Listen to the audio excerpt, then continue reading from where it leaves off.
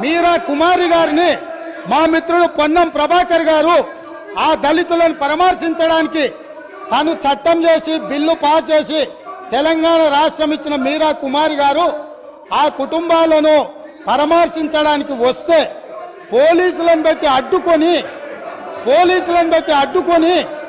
వారిని అవమానించినందుకు సిగ్గుతో తల వంచుకోవాల్సిందే.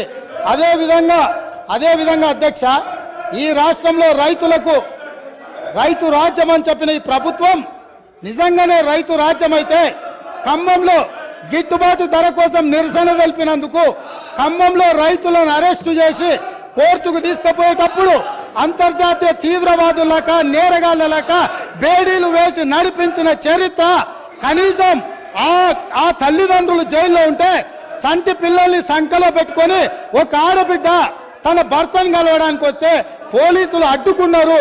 ఇవాళ గిట్టుబాటు ధర అడిగిన రైతులను బేడీలేసినందుకు సిగ్గుతో తల వంచుకోవాలి ప్రభుత్వం అని చెప్పి, ఆనాటి ప్రభుత్వం అని చెప్పి నేను ఈరోజు చెప్పదలుచుకున్నా అధ్యక్ష. అదేవిధంగా అధ్యక్ష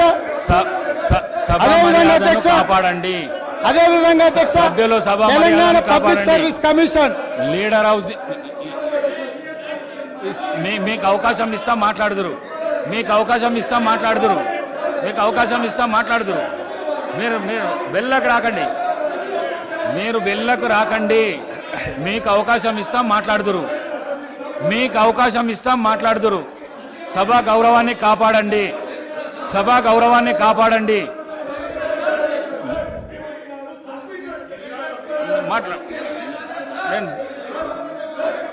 అధ్యక్ష, చాలా రోజులు చర్చలు ఉన్నాయి. సభ ఈ రోజుతోనే అధ్యక్ష, ఈ సభ మీ అనుమతితో మీ సీట్లలో మీరు గౌరవ సభ్యులు మీ సీట్లలో మీరు పోతే మీకు అవకాశాన్ని కలిగిస్తా నేను.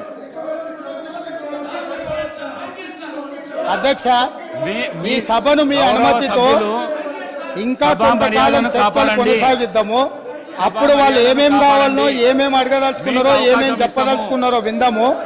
ఈ ప్రభుత్వంలో 10వ తరగతి పరీక్షలు అధ్యక్ష, ఈ ప్రభుత్వము 10వ తరగతి పరీక్షలు నిర్వహించలేక 10వ తరగతి ప్రశ్నాపత్రాలు మీకు అవకాశం ఇస్తాము.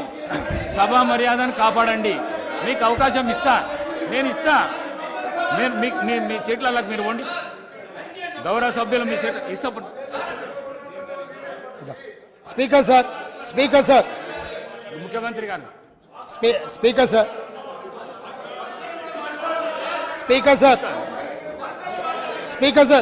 సార్ మీరు అనుమతిస్తే వాళ్ళకు మైక్ ఇస్తే నాకేం అభ్యంతరం లేదు. మీరు అనుమతించి ప్రజాస్వామ్యంలో వాళ్ళు ఏం చెప్పదలుచుకున్నో చెప్పుకునే అవకాశం ఒకవేళ మీరు ఇవ్వదలుచుకుంటే నాకేం అభ్యంతరం లేదు అధ్యక్ష.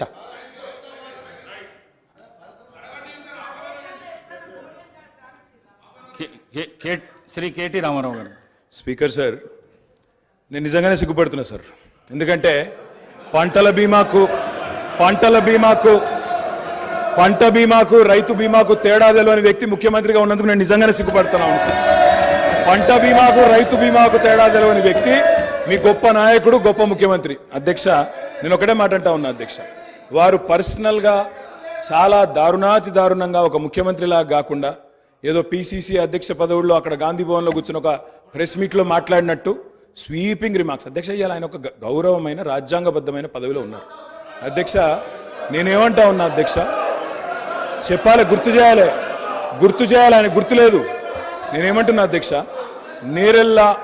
నేరెళ్లలో ఏదో జరిగింది, శాండ్ మాఫియా అని ఇష్టం వచ్చినట్టు మాట్లాడుతున్నారు. నేను ఒకటే అడుగుతున్నా అధ్యక్ష, 2004 నుంచి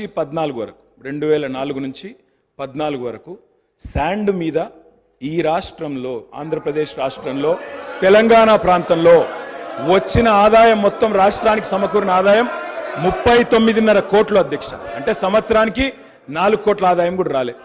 అదే 2014 నుంచి 2023 వరకు అధ్యక్ష, ఈ రాష్ట్రానికి శాండ్ మీద వచ్చిన ఆదాయం 5,000 కోట్ల పైచిలకు అధ్యక్ష. 4 కోట్లు కూడా ఆదాయం లేని నాడు శాండ్ మాఫియా ఎవరు సార్? కాంగ్రెస్ పార్టీదా? కాంగ్రెస్ పార్టీల జేబులు, నాయకుల జేబులు నిండినాయా? ఎవరి జేబులు నిండినాయండి? ఆనాడు శాండ్ ఆదాయం ఎక్కడ పోయింది అధ్యక్ష? ఇంకోటి, నేరెళ్లలో ఎవరో తొక్కిచ్చారు ఎక్కిచ్చారు అధ్యక్ష. ఇదే పాత చింతకాయ పచ్చడి లాంటి మాటలు స్వయంగా ఈ రోజు కాదు అధ్యక్ష, వాళ్ళు ప్రతిపక్షంలో ఉన్నప్పుడు కూడా చెప్పినారు. ఇది 2018కి ముందు చెప్పినరు, తర్వాత చెప్పినరు.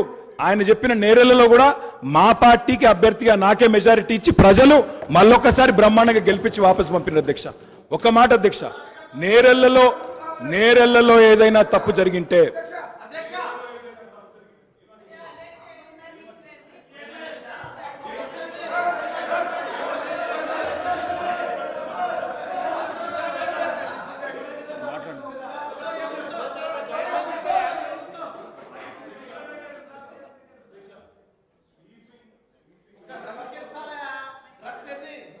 స్వీపింగ్ రిమార్క్స్ నోటికి ఎంత వస్తే అంత మాట్లాడడం, నేను ఒకటే మాట అంటున్నా అధ్యక్ష, ఇవాళ అధికారం వాళ్ళ చేతుల్లో ఉంది. ఏ విచారణ చేసుకుంటారో చేసుకోమనండి, మాకు అభ్యంతరం లేదు. కానీ ఇష్టం వచ్చినట్టు స్వీపింగ్ జనరలైజేషన్లు చేసుకోవడం, నోటికొచ్చినట్టు మాట్లాడడం, ఇది ఒక ముఖ్యమంత్రి పదవి స్థాయిలో ఉండే వ్యక్తికి తగదు. పంట బీమాకు రైతు బీమాకు తేడా